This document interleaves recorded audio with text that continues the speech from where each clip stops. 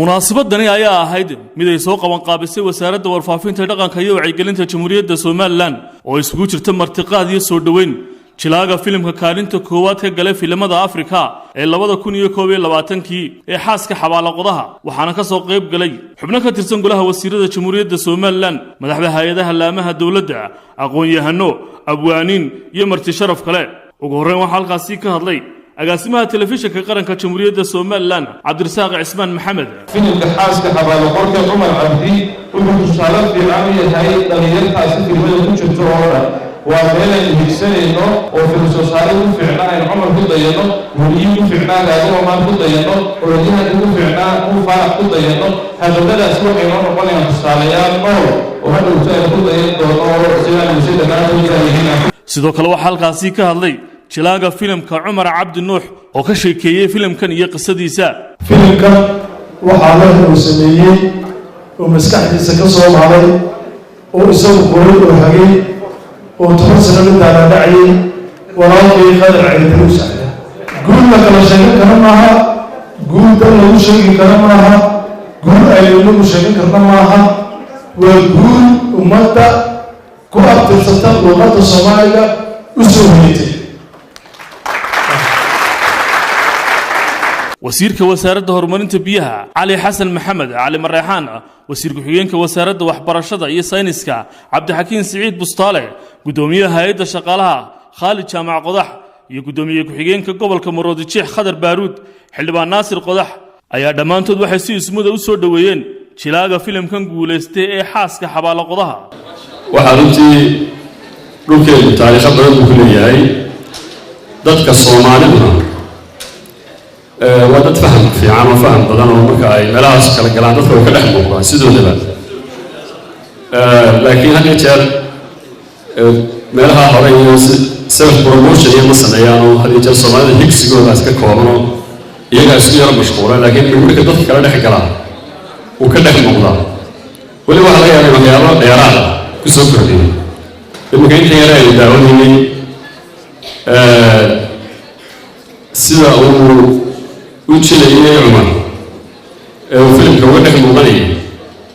مركع مروجة يو سوي كيس يدني كان بروح أدور لين أكبر يجي قال يكون مغني وعصابة وشراط شريط وجلي يسوع شريط وجلي وكذا واحد نبغى أفكر تعاوني أو مروجة يوم كيرون وعلى ذا يا بدر يرى بدر كم فردا إن أنا وقت يدو ذا كوكالا إن يداودان روايدا عصي أو إن كيداودان هون هسه ودنبي لكن روحها هي سهرة كترجميان مرحلة برشدنا أفكار يهدونا وكيني هراء كدم بنا وحباينا غير قلدمية وحرجينا وسارة ورفافتها أنت يا ترى دي لو قلت لك نشركوا بعدها على ورك يوفن كلا سوء عندنا وحن تعلان لها إن عمر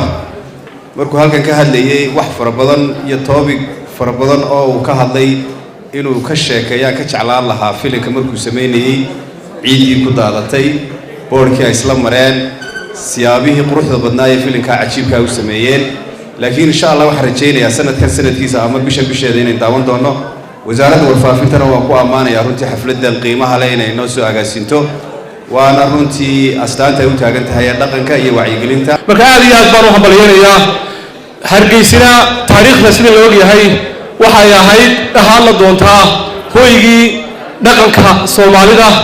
هو يجي أب صوماليدا هويجي دقنك يسوقانته هذه أدبان وهم بالهنا يا لبض وضيبة خدع الدروس يا عمر عبد الوهبة وحنا رجينا يا واحد بدن أي مكفى يصند الله هدينا هاي المو وحنا كمان كوهم بالهنا يا عمر تالنت كون أكسن لي بيت يحرفده ونكسن لي بيت نينو هروسي وضو